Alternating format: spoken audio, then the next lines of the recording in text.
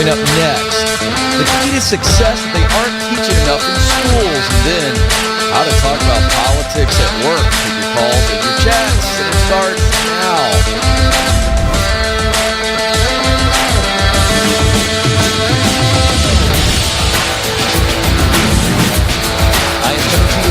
From our Ramsey Studios in Nashville, and you are joining a conversation.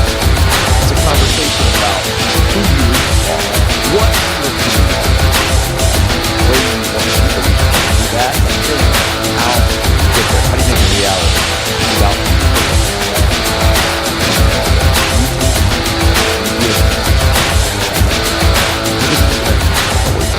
How old you are, what you believe. Every one of us longs to make a difference in this world. We just want to make a difference. We want to help people. Even a person who has no idea what they want to do with their life, when I ask them if they have any ideas, they say, well, I just want to help people. I just want to help people. And we all do. So we're going to look at your contribution zone. I call it the sweet spot, the intersection of talent, what you do best, passion, the work you love, and then mission, the results of that work that really make your heart sing. That's the sweet spot. That's that contribution zone. And there are multiple jobs and multiple career paths. That's the good news. It's not trying to figure out this one thing that, oh, what if I miss it and I blow it? And that paralyzes a lot of people. So let's walk you through that process. What stage are you in? There's 7 stages. Get clear, get qualified, get connected, get started, get promoted, get the dream job, give yourself away. That's the process. That's the climb. And so let's help you identify the stage you're in and then help you move to the next stage. 844-747-2577. That's the number, 844-747-2577. Oh, I'm excited. I teased it at the top. You don't want to miss what I'm teaching on in today's show, because we're just surrounded by politics over the next few weeks, and it's still not going to go away. And talking politics at work, it creates so much stress for people. And so I'm going to give you some tips on how to talk politics at work. You don't want to miss it. This is a game changer. Take a lot of the stress, should take all of it out of the equation for you. So that's coming up a little later. But first, how teaching hope in school may be the elusive key to success. When I see articles like this, I get this big smile on my face. I probably look like a real weirdo when I'm reading it on my computer, and I start nodding my head as if I'm talking to myself. And I read an article like this and I go, oh, this is so exciting. It's not surprising. It's not new information to me, but I get excited when I begin to see this in the mainstream. The article is from Business Insider. The author, Richard Miller, who is an expert in child development and is a professor at Arizona State University. And in this article, he's basically documenting what I know, and what gets me so fired up all the time is that there's a lot of science that proves that hope can be learned. Well, of course it can. Of course it can. And so Miller posits in this article that teaching children to imagine their goals encourages the brain to plan and prepare for future challenges and opportunities. Duh. However, there's a ton of research that he cites in the article. And I want to read from his article on what the research has shown about teaching young people hope. Teaching hopefulness begins by believing in all kids, connecting with young people in meaningful ways, and teaching children how to imagine their goals. And they do it through a process called mental time travel that encourages the brain to plan for future opportunities and challenges. Now, listen to this, adults. This isn't just for kids. The ability to mentally time travel is the process of remembering the past to draw from those memories and construct a future. Recalling past events is a great advantage in determining who and what to trust and what works and what doesn't. Through past experiences, people are able to picture where they would like to be and how to get there. Now, that's from the article. Now, let's bring this back to what I talk about almost on a daily basis with callers who call in and they're saying, Ken, help me figure out what I'm supposed to do with my life. and over again, you'll hear me take them back to a time of great passion or to a time of great pain. As my lovely wife Stacy has said so eloquently, and I steal it all the time, out of tremendous pain comes tremendous passion. And so we see this caller after caller. When they begin to go back, and I take them back by asking them questions, and they begin to identify, this sparked my heart when I was 9, 10, 11, 12, 15. Or I came out of this pain, and as a result, I want to help others avoid that pain and overcome that pain. This idea of teaching hope should be being taught in schools. There's no question about it, but Miller's having fun with it, and I love what he's trying to do here because he's really teaching us something. But how do you teach your kids hope? How do you teach yourself to hope? Well, it all starts with imagination. We make imagination this fun word that tends to create rainbows and unicorns and all kinds of very positive things and music and flowers falling from the sky, as if it's just a creative experiment, but it's not. The idea of imagination, if you break the word down, the science of creating an image. And so when we help people understand, our kids, our students, our coworkers, our friends, our family, to begin to think about a desired future.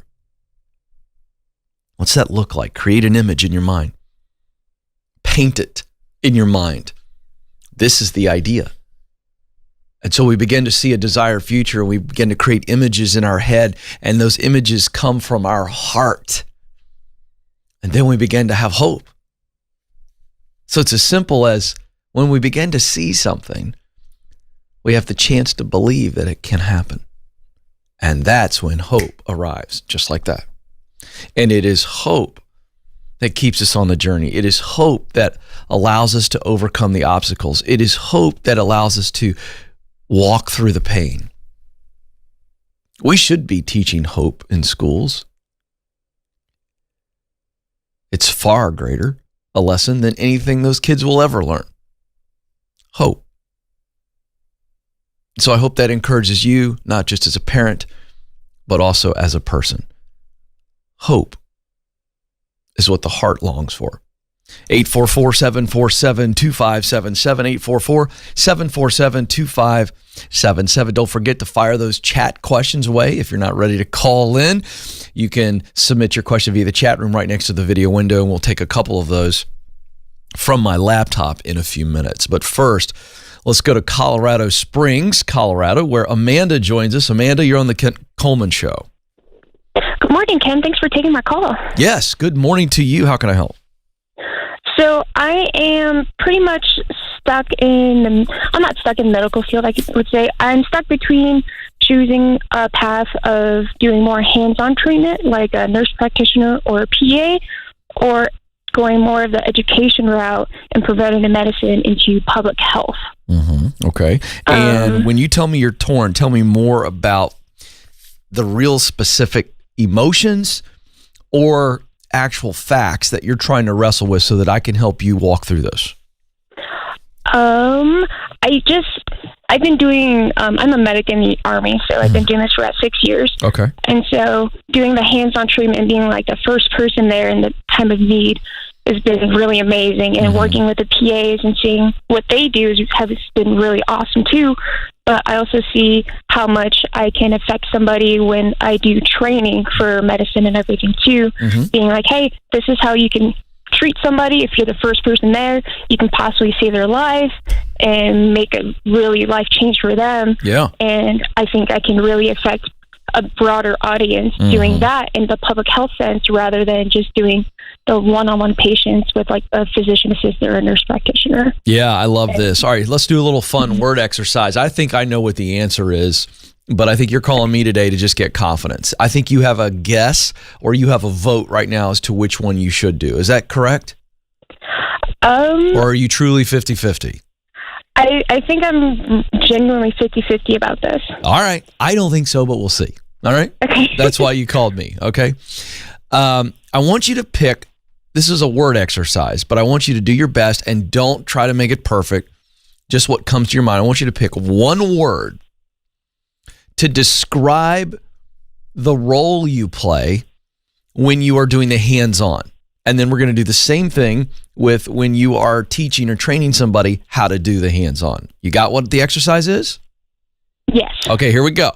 What is the word you would use to best describe the role you are playing? Think of it as a role in a theater play or production. So what's the role? What's the word you would use to describe you when you're doing hands-on medicine? I'd say a protector. Protector. Oh, I love this. This is fun. Great word. All right, now, what's the word you would use to describe the role you're playing when you are training or teaching somebody how to do the actual hands-on medicine? I'd say preventative. Okay. So you go from protector to, if I make it personal, preventer? Yeah, preventative or educator, I guess you can say. Okay, great. So you see that what we're doing now. Now, when you look at those two roles, do you most want to play the role of protector, or do you most want to play the role of preventer or educator or trainer or instructor? I think I really see myself as the educator. Yeah, you know how I knew that? No. Because you spent more time talking about, as you were setting the call up for me, you spent a lot more time describing the role of educating others. And your pace picked up a little bit. And your tone was different. It sounded like this to me. And I'm doing this on purpose because I want you to feel what I felt. All right? And I'm a poor actor, but I'm going to do for you what you said to me. And I want you to see if when you hear me, do you feel like this is the constant difference between the two options? Well, Ken, I've been in medicine and I've been, hands-on and help. But I've basically witnessed the PAs and all that, and I've been hands-on and helping out. But then I think about actually being an educator, and when I think about educating and this idea of preventative medicine, what happens is I think, well, maybe I want to train a lot of people to influence more people, and I think maybe I could help influence more people. Now, do you see a difference between the way you describe that to me?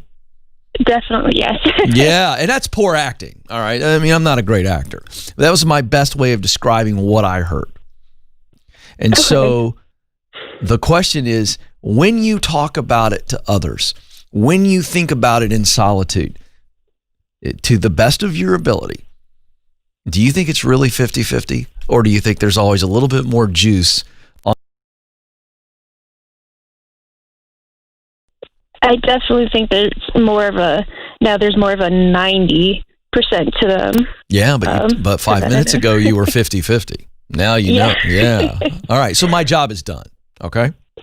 Yes, sir. Thank you so much. Yeah. So listen, follow your heart. Do not let your brain talk you out of it, because here's the thing I want you to see before I let you go.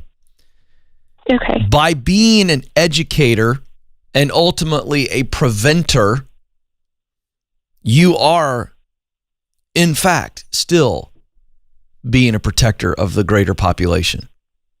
You're still having an impact in protecting, but the impact is indirect because you are helping others become protectors, and you're still delivering that result. So you're not choosing between the two. Do you see that? Serving our country in the military, you're a great American. Thank you so much, sir. All right, there you go. 844-747-2577.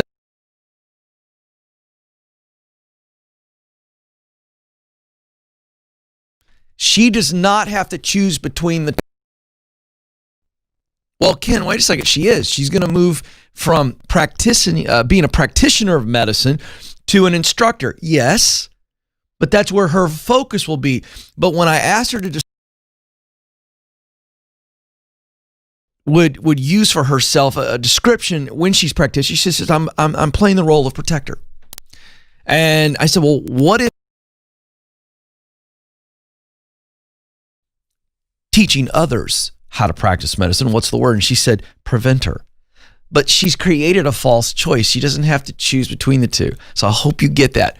You will find at times there is a very clear choice, and you are saying goodbye to this and hello to this. That will happen because one thing is clearly purpose, the other has just been a profession. But many times you will see what we just saw with Amanda, that one is direct and the other is indirect. So she'll take on the role of educating others to practice medicine. She'll be that preventer full time. But she will still get the juice, the indirect. She's training other protectors. Really lock in on that. And that exercise we just did is really important. So I hope that encourages many of you who feel confused when in all reality, Amanda was absolutely clear. Fun stuff. Those are some of my favorite calls. 844-747-2577. Back to the phones. Swedesboro, New Jersey is where Alyssa joins us. Alyssa, you're on the Ken Coleman Show. Hi, thanks for having me. I'm happy.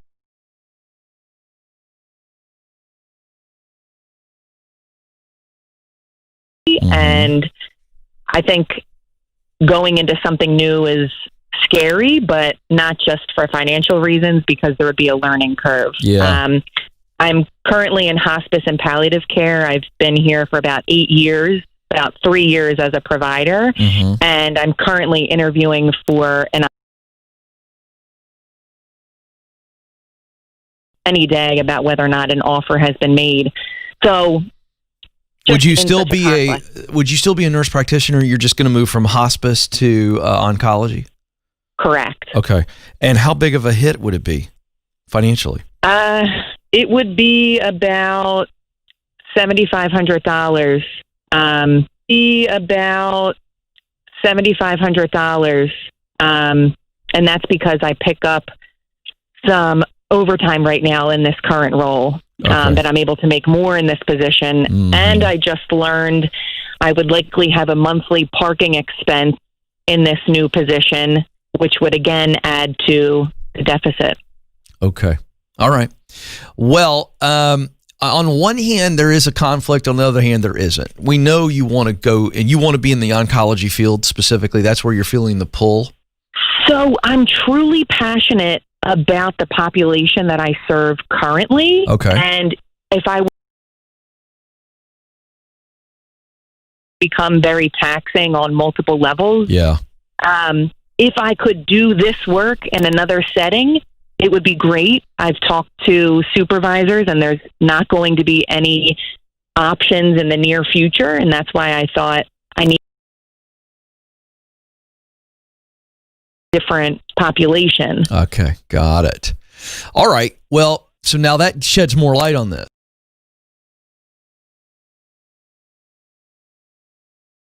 Or if you haven't, I'm always going to come back to the heart piece, which is the mission. So passion and mission. So talent. So let me break this down really quick for you in the audience. The sweet spot is at the intersection of talent, passion, mission. Talent is what you do best, hard skills, soft skills. Passion is the work you actually love. And as a nurse practitioner, that's meaning caring for others, giving care. But the results that matter most, which is mission, well, that's where we get the specifics. And so for you, there's not a deep abiding passion in the oncology patient results. You have a deep abiding passion in helping the hospice patients and their families. That's where the passion is. Right. So I can't tell you, I don't think you should go oncology. So now that makes this an easier decision. So now it's not a decision to choose between oncology and hospice. It's I got to stay in hospice, but what I've got to do is I've got to be patient and persistent at the same time. Patient with my current setting where these in-home visits have become very, very taxing, and until I can move into a better environment where maybe I'm in the hospice facilities. Is that correct? So it would be either a hospice unit or doing palliative care in an office setting. Okay, great. So that's what we circle. You need to write those two places down. We've got this great free resource, Alyssa at kencoleman.com. It's called the Should I Quit My Job quiz. And one of the 4 results is I'm doing the right thing in the wrong place. That's you. Right. So the great news is you're absolutely clear on what you want to do and why you want to do it. It's just this current environment is too taxing, and you can't keep this up forever, and probably not even much longer. However, you are tougher than you think you are, and now that you and I are in agreement, and hopefully we're both really clear that you're doing the right thing, meaning nurse practitioning on hospice field, and so you just named the two other places. So either the hospice unit in a hospital, or senior facility, whatever that would be. I'm sorry, I don't know 100% what I'm talking about, and then or in the clinic. And so what we do now is we look for those locations. We go, where do those places exist? Do they exist? I did this work a number of months ago and went through a whole interviewing process for another hospice and palliative. Yeah. And I would be taking another pay cut and have to work more just to make more.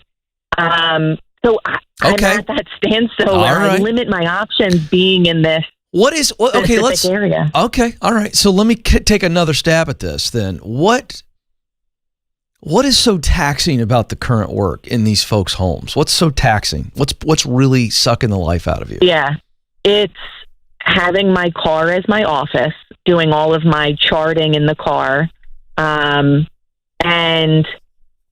especially now with the pandemic, having to stop to use the bathroom, if I'm being honest. And it's like, then I don't feel well throughout the day because maybe I'm not drinking enough, because I can't stop, meaning you can't, you can't drink at their house because you're not allowed to go to the bathroom at their house? I could. It's more so just the convenience of being able to, having to work out of my car, sitting in this position for hours at a time, is just incredibly uncomfortable. And I could use the restroom in someone's house, but I guess with the pandemic, it's not feeling appropriate doing that. All right. So this is actually, so this is fun. This is the real issue here. This is the issue. You are feeling uncomfortable. First of all, you need to drink water while you're there, and you need to go to the bathroom while you're there. You got to get over it. You're in their house already. Yeah. So you going to the bathroom because you got to pee is not inappropriate. It is not in any way asking too much. It's not crossing a boundary. You're there helping them die peacefully. You are providing an unbelievably valuable service to these families. They love you. Am I right? Sure. Okay, well then start drinking more and start peeing. All right. So the other important factor I'll point out quickly is that one of the main reasons I became a provider was because I wanted to have more autonomy in my role caring for patients. Okay. And in this role, I am serving as a consultant. So I'll go into the home and make a recommendation to the patient's primary team, but I'm not ordering medications. And that's also why I was looking for a change, because I wanted to have more autonomy. Okay. Well, I'm trying to address what really was the pain point. You just threw another one at me. Okay. I know. But let me finish this. Complex. No, it's okay. That's why I'm here. I actually think this is all solvable. I'm trying to give you some hope by talking through this practically. So we took care of the liquid and you feeling uncomfortable. That's, you need to get over it. Okay. Yeah. Second thing is this the doing the charts in the car and all this kind of stuff. Again, you need to adjust that and go, do I really need to do my chart? Can I go to a local coffee shop and I can find a nice environment where I'm getting a little bit of a physical break, where I'm not sitting in the car, but I'm having a nice cup of coffee, and gives you another opportunity to pee again. So this is all good. I'm giving you wonderful advice here. Sure. Okay, so the point is that you're overthinking this and you're letting these inconveniences become a thing that I get it's a nagging. It's like a burr under a saddle for a horse. I get it. But these are solvable. Getting a new routine, sitting in the car all the time is not going to be that big of an issue, all right? Now, I know you want to have more autonomy, but until you can figure out this financial thing, right now, this is where you need to be. And so You can change your budget. You can change your lifestyle. But is there a way for you to do work that or do this type of work in a better environment? And if you are taking a hit, could you get overtime somewhere else? You've got to decide what's most important. But can you make some lifestyle changes that would allow you to absorb the reduction in pay, which $7,500, I mean, that's real money. But if you plan for this over the next year or two, that's something you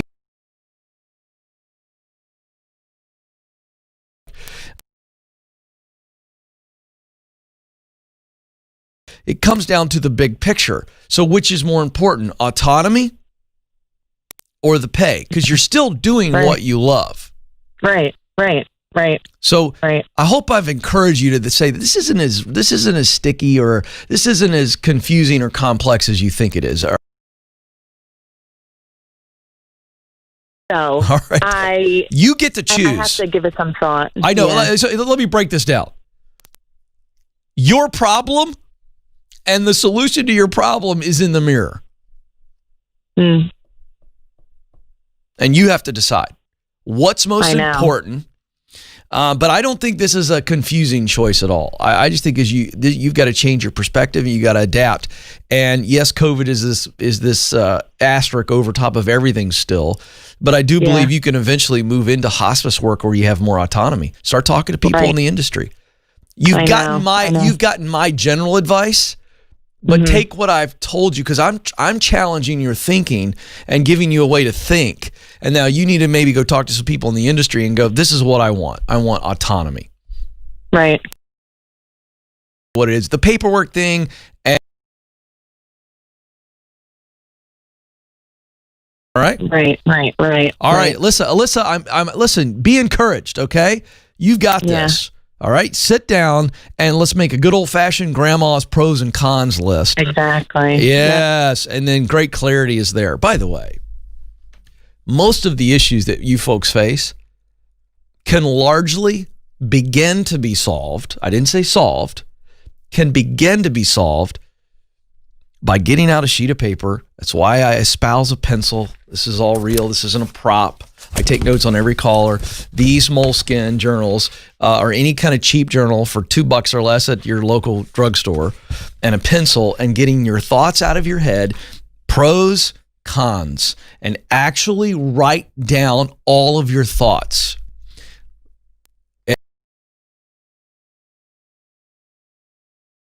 To Google and check it out and what psychology. Once it gets out of here and you see it on paper, tremendous context and clarity. Start there so that you can get outside of your head and actually look. And when you look at what your thoughts are, your heart will then begin to inform what matters most. This is what I talk about when the head and heart are in disagreement. And we've got to connect the two. Remember, your head is designed to protect you. In other words, what I'm saying here is your brain. The amygdala at the back of your head, at back of your brain, is designed to protect you, right? So when you feel threatened or uncertain or scared or worried, your amygdala starts firing, and it's either fight or flight and take off. And so if you stay in that process of and your amygdala is just firing away and it's going protect, run, fight. And that's how you approach the world. That's not a good place to be in. And your heart's going, would you shut up, brain? I'm trying to tell you what we want to do. And you got to listen to your heart. And so allowing that brain to shut down and slow down by getting all the thoughts out. And so you start writing, and you write all these fearful thoughts and worried thoughts and all these things. You write it down. You go, good gosh, man, this is a dark place up there in my head. And then you begin to see, oh, this isn't true. This is all. Whew. And then you're going to see some other thoughts on the paper that came from your heart. And you read those thoughts and you go, oh, that's it.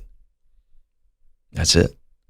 So that's the exercise. I'm telling you, folks, the beginning to many of your solutions to your problems are pros and cons, or just writing your thoughts out. It's amazing what will happen. And your head and heart will begin the process of truly connecting by getting your thoughts out on paper. My gosh, buy a pencil, get a notepad, and start journaling and start writing. It's a game changer. I promise. 844-747-2577 coming up. I just did a little rant there, but we're going to squeeze it all in. I want to get a couple questions here, and then maybe one of the most painful things that you face at work. I'm going to set you free. 3 little tips that'll take all the stress and anxiety about talking politics at work. You don't want to miss that. It's coming up in just 2 minutes. All right, here we go. Let's go to the chat room. For folks that are firing their questions here live on YouTube, Michael Cicerelli writes in, should I accept a new job offer that's not in my sweet spot if it pays more? No. I get this call a lot.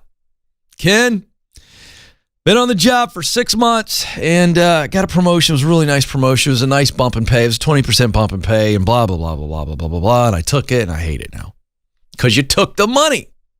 Now, here's what happens when Michael got this job offer, and he's asking me because he knows it's not in his sweet spot. The intersection of what he does best, the work that he loves to do, and the results he loves to see produced. But his brain, I just got done talking about this. This is beautiful. I can't even make this up, Nathan. This is so good. The timing of this. The brain and heart are disconnected. Here's what his brain is saying.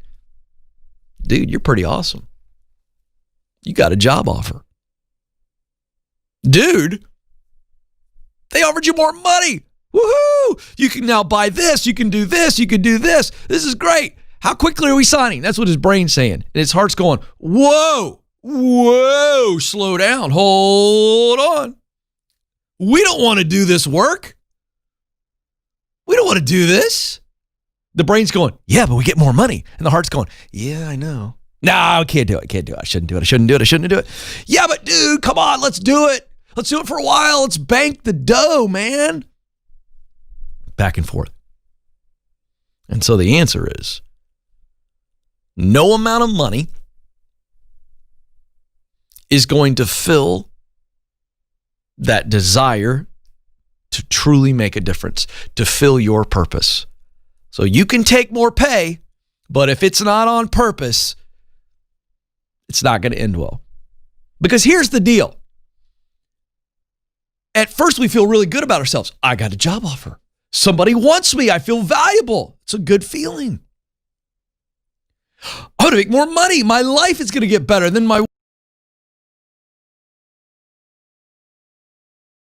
It's the temptation of position. My position has changed. It's gotten better. It's a no-brainer. Except when there's no purpose there, it wears off. 2 weeks in, starts to feel like, you cash the 3rd, 4th paycheck. Oh, this is kind of great, but man, I am not enjoying this. And the heart's going, I told you so, you big dummy. That's what your heart's saying. And so what happens? Then we feel trapped. Well, resume is going to show I was only on the job for 4 months. What's that going to do? And then it just begins all this turmoil. And guess what happens? You've forgotten all about the raise. And you're not happy. So, Michael, the answer, as I said, is absolutely, unequivocally, emphatically. D writes in, I work at a nursing home. I witnessed someone abusing a resident and throwing a dirty diaper at their face. My gosh. I reported it and nothing was done. What should I do? All right. This is an example of, I don't like to answer these kind of questions in a chat because I don't have any ability to dig and go deeper on what happened here. But D, I'd love for you to call in the program. We'll go deeper on this. But let me give you the construct of the questions I would ask you, and you need these answers in order to decide what to do. The first thing is, what's your financial situation? Because you've reported an abusive situation in an elderly care situation, which could get really gross if this is not the first time this has happened. And I would suggest that if you saw someone on your team throwing a dirty diaper at a nursing home a resident throwing it at their face. This isn't the first time that's happened. That's a really, really sticky situation. We're talking about just that one incident has got lawsuit all over it. And you reported it. So what I would ask you is, who did you report it to? Was it your direct superior? Is there somebody else above them that you could report it to and should report it to? But if you do that, is your job in danger? Got to think about that, because we need to do what's right, which you did. And we can't turn a blind eye to this. However, I want to protect you as well. So what I'm getting at is, what's your financial situation? What's your job situation? We've got to handle this thing very delicately. So I'd love for you to call in. That's all I'm going to say, because I think anything else that I say there is potentially irresponsible, because I don't know enough about the situation. But that is horrific. And I applaud you, because I'm going to tell you all this, Joe. I'd punch that person right in the neck is what I'd do, and then I'd get fired. And so this is diaper at somebody's face. I probably wouldn't punch him in the neck, but I'd probably give him the old, if it were a dude, it would be, hey, meet me out back behind the dumpster. Because if I ever see you, I know, Joe, this isn't actually great advice, but that's what I would want to do. That's just wrong. That's what I would want to do. Back in the old days, to that dude's chest going, if I ever see you do that again, I'm going to take that diaper and rub your face in it, pal. That's what I'd want to do. But you can't do that. But I think this has to be addressed. So if you want to call in on the show, we'll get you in and we'll talk about it. All right. Boy, I got fired up real quick on that. I'll tell you two things, Joe, that'll fire me up. If people are abusive and rude to young people and old people, that gets me fired up real quick. You're rude or wrong to a kid, man, I'm telling you right now, you better not walk into me. You do the same thing to one of our senior citizens, that really fires me up. That really bothers me. All right. How do you talk about politics at work? I'm going to roll through this real quick because it's not very difficult. This is a thing that it happens. It can really ruin work for a lot of people. You get all stressed out about it.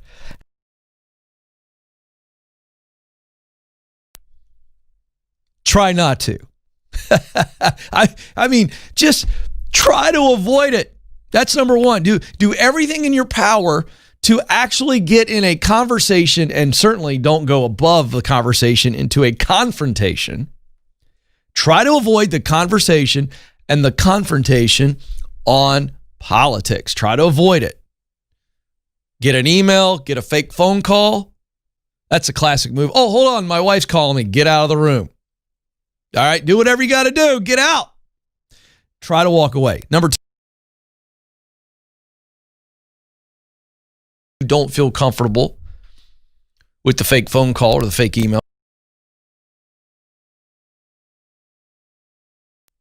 This is where you listen, you nod, and you keep a straight face. Those are your three things there.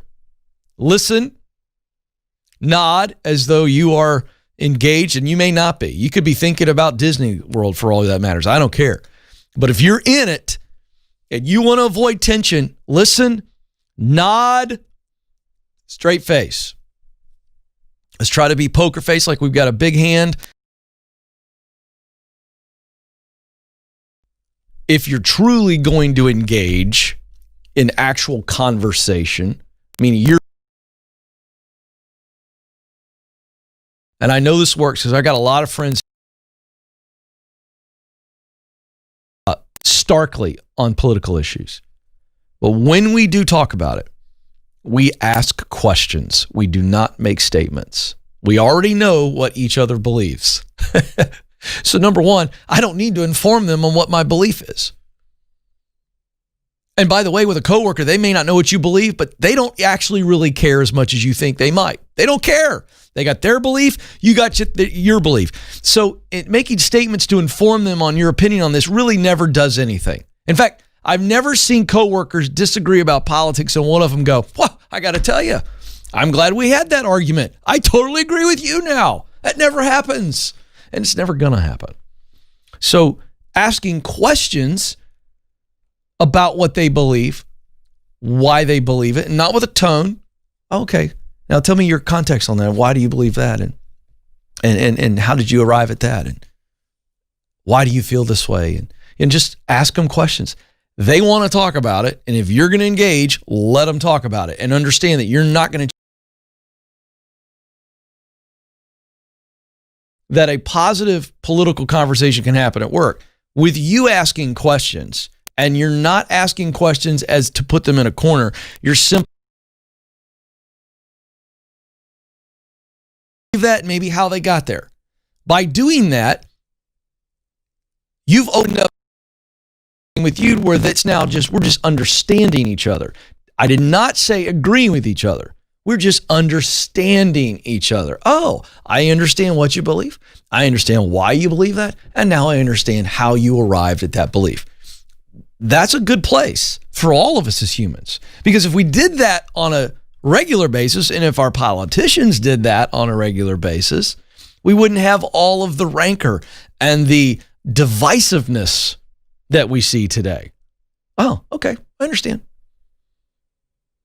Takes a lot of the emotion out of it when we seek to simply understand. So those are the 3 points. Try not to talk about it. If you are not going to remove yourself from the conversation, listen and nod with a straight face and then move on when it's done.